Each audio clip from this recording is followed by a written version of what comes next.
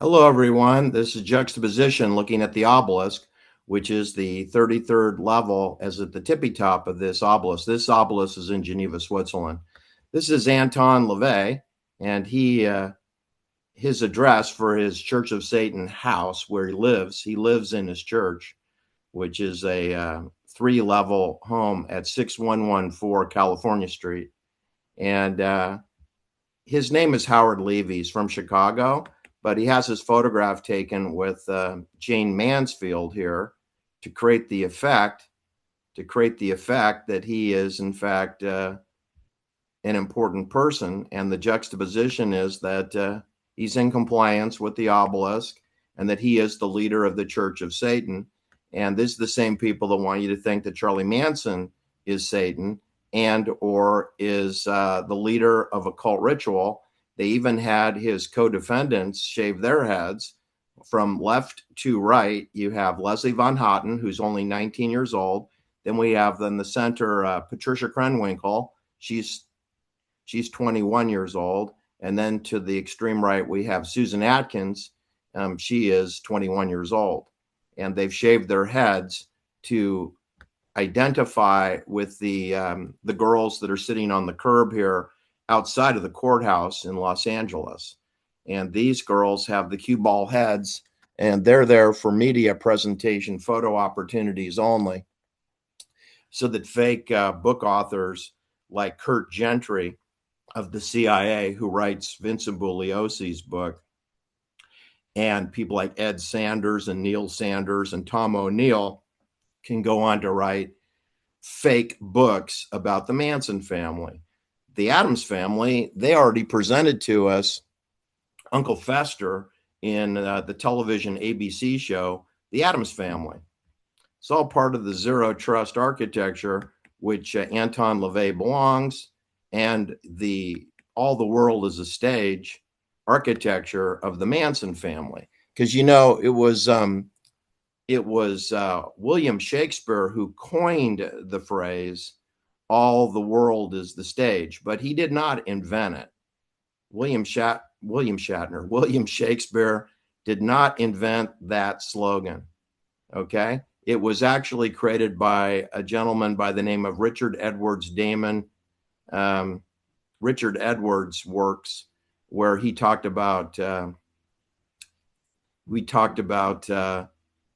world was like a stage whereupon many play their parts, the lookers on and the sage. William Shakespeare, years later, that phrase was created around the time that William Shakespeare was born, so he couldn't have uttered the words, but he made it famous in his comedy, As You Like It, by the character Jacques in Act 2, Scene 7, line 139 to 143. In the monologue, Jacques uses the metaphor of life, the predictability and futility of life, and he utters the words, quote, all the world's a stage and all the men and women merely players. They have their exits and their entrances, and one man in his time plays many parts, his acts being 7 ages, end quote. All right, I'll post a link to that quote below. And what you should know is that stagecraft does not have to be restricted to a theater. You can essentially use the outdoors. You can use the Golden Gate Bridge. You can use Mount Diablo, Mount Tamalpais. You could use the Swiss Alps, for example, to stage an incident.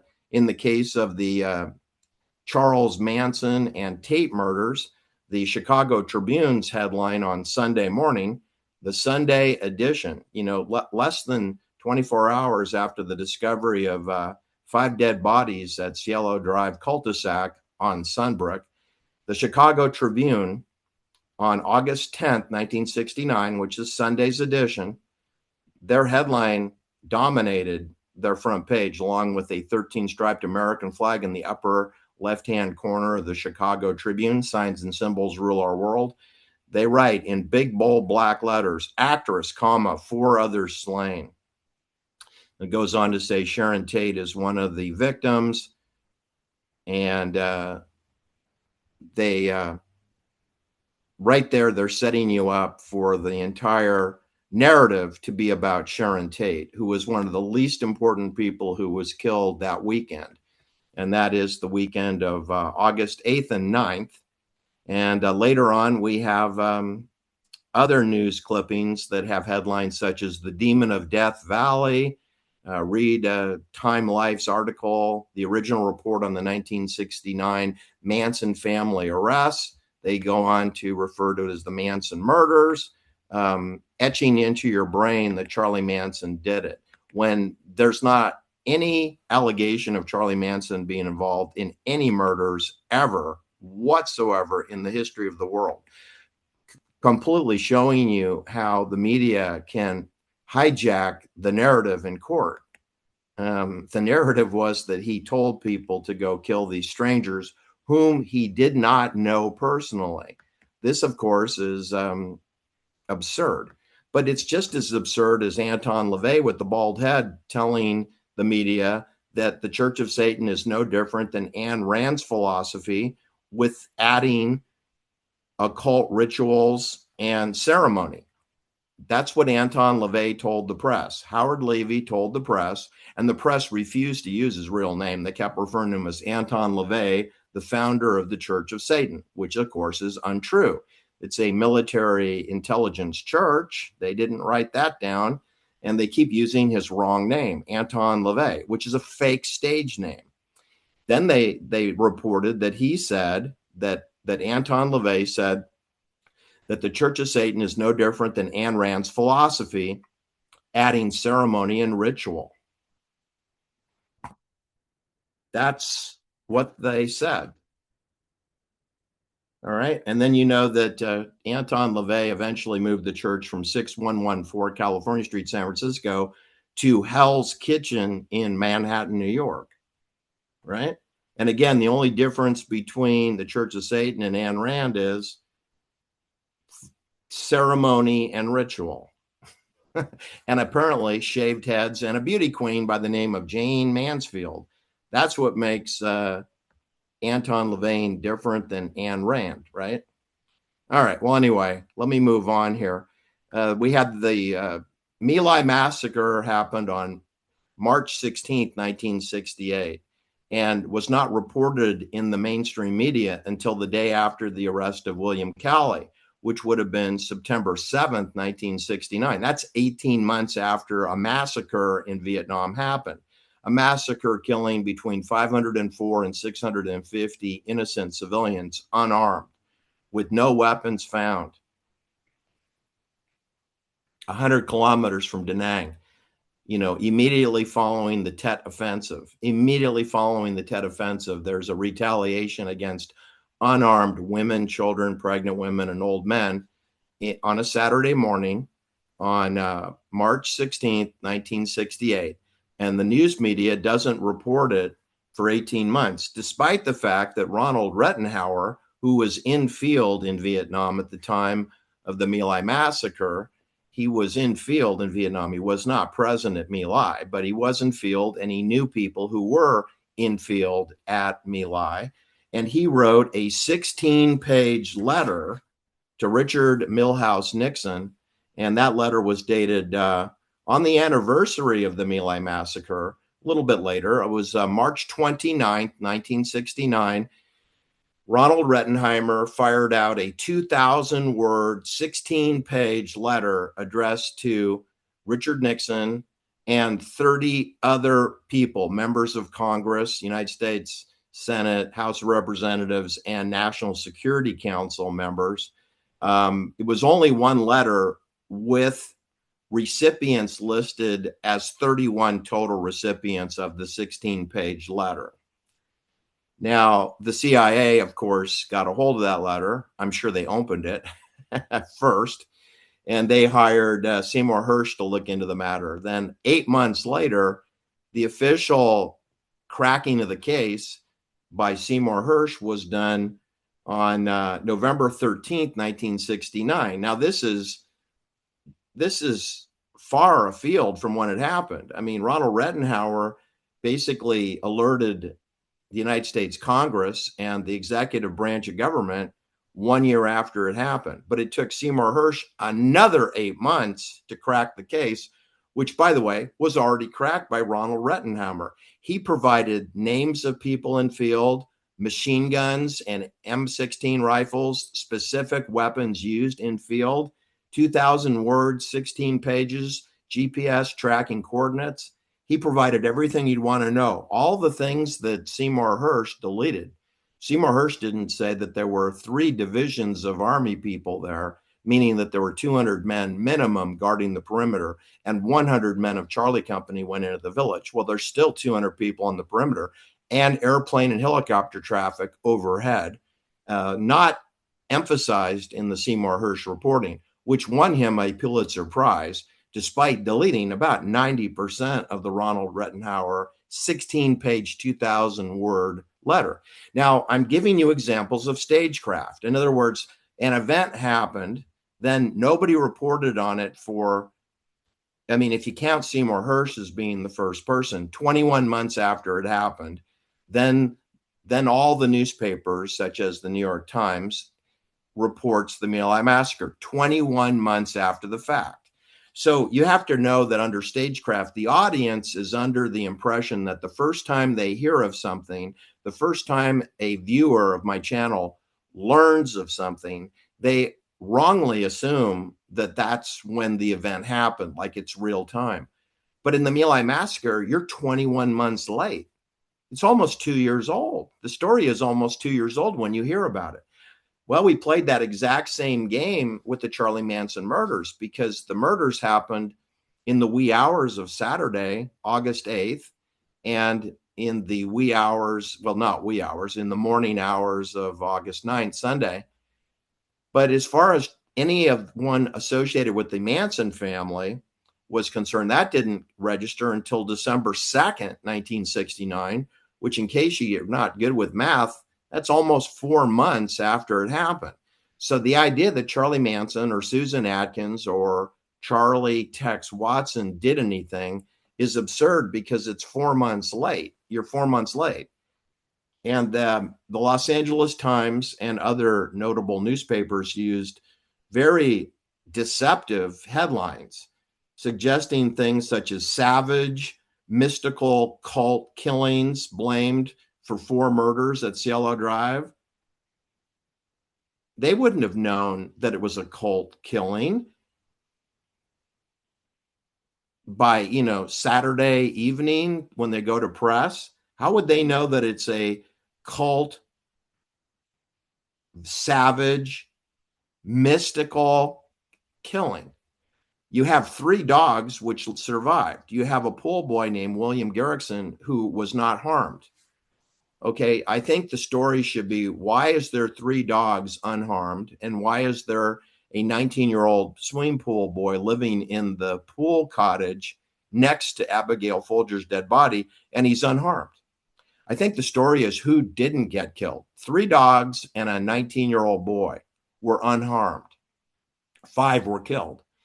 Then over at Lena LaBianca's home, which is going to take another day of news cycle, because we didn't know about that till really 10 o'clock at night on Sunday night. But yet the LA Times went to press at that time that the police were showing up. They were printing up the story already before the detectives even knew what was going on. And you have 2 dogs over at the LaBianca's home. They have 2 dogs. They have a Labrador and a Poodle, and those dogs were unharmed. So I guess my question is, how come the dogs are not killed, but the occupants, Rosemary LaBianca and Lena LaBianca, are bayoneted to death? And how come you didn't say bayonet? Why didn't you use the word bayonet? I mean, you seem to know, the media seems to know what to say, and they seem to know what not to say. So they don't use the word bayonet, but they do use words like mystic, savage, brutal, cult killings. Those words are chosen in advance, right? They're chosen in advance. Just like Seymour Hersh deletes out. Why don't you just republish Ronald Rettenhauer's letter to Richard Nixon? Why not just publish the 16-page letter with 2,000 words and just step aside out of the spotlight? See, that's stagecraft. It directs your attention to what the controller wants and averts your eyes from what he doesn't watch. That's the idea of pulling a rabbit out of a hat. You have a beautiful assistant, you put the strobe light on the beautiful assistant, you focus on the woman, and then you ignore the cage underneath the table with the tablecloth and the bunny rabbit who's hiding in the cage, and you don't understand there's mechanics to the trick. That's the magic, is not understanding the mechanics of the trick. That's stagecraft. That's the diversion or direction of your eyeballs or your ears using the ambient sound sonic systems all around you, light and sound. And using preppers like Uncle Fester and later Kojak, Telly Savalas with the shaved heads. The United States Army, the United States Marines in boot camp have their heads shaved. The Hare Krishnas, when they join the cult known as the Hare Krishnas, they shave their heads. So does the Church of Satan and Charles Chuck Dietrich for the Alcoholics Anonymous addicts who join the Church of Satan. They all sign a 2-year pledge of oath of poverty, and they shave their heads. In Santa Monica, across the street from the Rand Corporation, they shaved their heads. And then we staged the Manson family exactly like they belong to the Church of Synanon or the Church of Satan or the Hare Krishnas. Don't you think that these girls behind me look like they might be members of the Church of Synanon or the Hare Krishnas, or maybe they're part of the United States Marines, the new female cue ball force, right? It's all part of our zero trust architecture. All right. And here we have Anton LaVey, and he's got a snake, right? He's got a snake. Let me move myself out of the frame. He's got a snake. He's got a snake. He's got a mustache, a bald head, and a snake. That's Anton LaVey, a.k.a. Howard Levy of Chicago. And this is what the purpose of the golden altar was for Father Junipero Serra. He had a golden altar. This one is in San Juan Bautista, along with his bell system to announce, getting up in the morning, saying your prayers, going to work, coming back for dinner, going to bed. They got a bell for every hour of the day, just like the juxtaposition of Jane Mansfield and the devil man known as Anton LaVey with his devil ears, and Uncle Fester, and of course, 3 girls who were all sentenced to the gas chamber for crimes they did not convict, they did not commit. None of these girls killed anyone, and they all had to spend time in a jail cell wondering when they would be murdered in a gas chamber. And only Leslie Van Houten here on the extreme left was let out of jail 2 years ago, and we don't know where she is, but she is released now. Susan Atkins to the far right, she died in Chowchilla Women's Prison, and Patricia Krenwinkel is still in prison, I believe in San Bernardino is where the woman here in the center, Patricia Krenwinkel, is, I believe, in San Bernardino. All right, Charlie Manson also died in prison. All right, so what else can I tell you about this business of stagecraft? Getting the timing wrong on the stories can affect and alter your understanding of what happened, okay? Using gossip columnists and Hollywood gossip writers, such as Harvey Levin at TMZ, will help you get the O.J. Simpson story wrong. Playboy, Hustler Magazine, they did articles that misdirect you. They misdirect you. That's stagecraft. Mass television networks, ABC, Disney, NBC, Peacock, CBS, Columbia Broadcasting System, PBS, Public Broadcasting System, NPR, National Public Radio, with Tucker Carlson's father, Dick Carlson, was the voice of American public radio at NPR. All right. He's a CIA spook, just like Tucker is. All right. So that helps get you misdirected, along with the LA Times, the Chicago Tribune, the Chicago Sun Tribune, the New York Times, the New York Post, the Washington Post. They're all part of the stagecraft to misdirect you in the way that the Hare Krishnas and the Church of Synanon and the United States Marines and American Army prep you for Uncle Fester and the Manson family. They did it with the My Lai massacre by not reporting it for 21 months.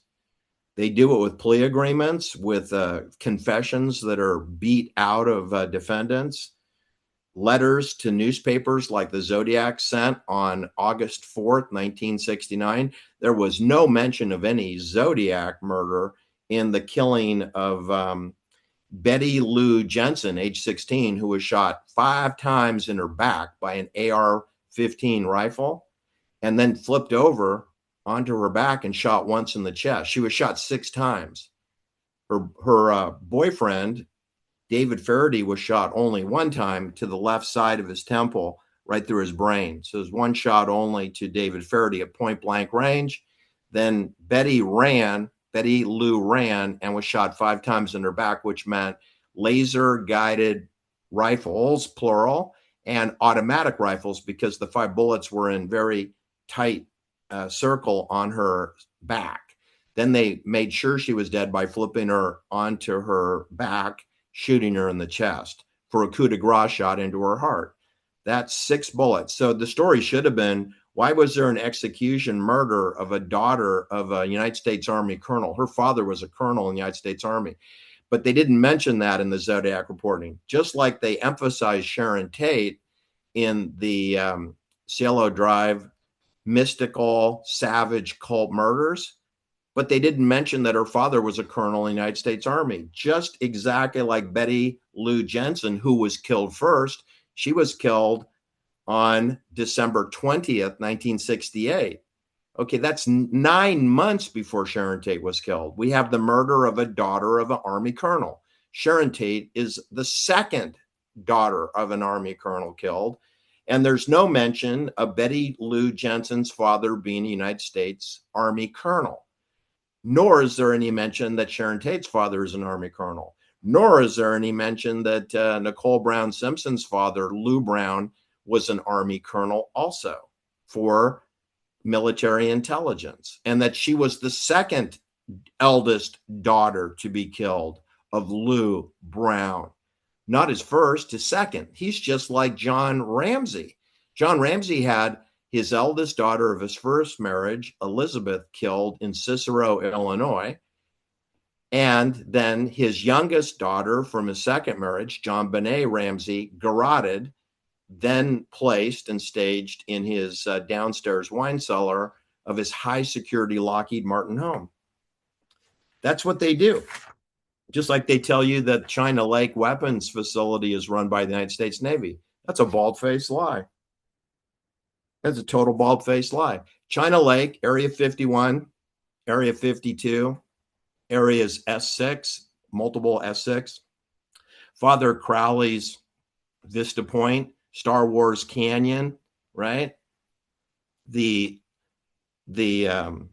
extra, what do we call it? The extraterrestrial highway in Nevada, north of Las Vegas. China Lake is not run by the Navy. It's not run by the Air Force. It's not run by the Marines. It's not run by Space Force. It's run by Sandia Labs, Lockheed Martin, Boeing, Northrop, General Dynamics, Raytheon Missile Guidance, Janus, Department of Energy, DARPA, NATO, Hughes Aerospace, Hughes Space and Communication, Bell Nokia Labs, Bell Helicopters. That's who runs China Lake, the military corporate contractors for NATO. And they report to Geneva, to the House of Peace, to the Supreme Command of NATO. They do not report to the United States Navy at all. The Navy just rents the land. Is our landlord. The Blue Angels, when they have Fleet Week and they show you the prowess of the F-16 or F-18 fighters, this is to gin up patriotism and military pride when there's no reason to have F-18, Hornets existing. There's no reason to have an Air Force. There's no reason to have a Navy. The entire world is controlled. All our water and our roads and our rail is totally controlled, and they're dumping chemtrails on us 24/7. All right, this is a juxtaposition. It's also what we call stagecraft. It's deception and delusion. You have no patriotism. You don't have a country. You live in a Hunger game. All right, that's my point. These people behind you, they look like prisoners, don't they?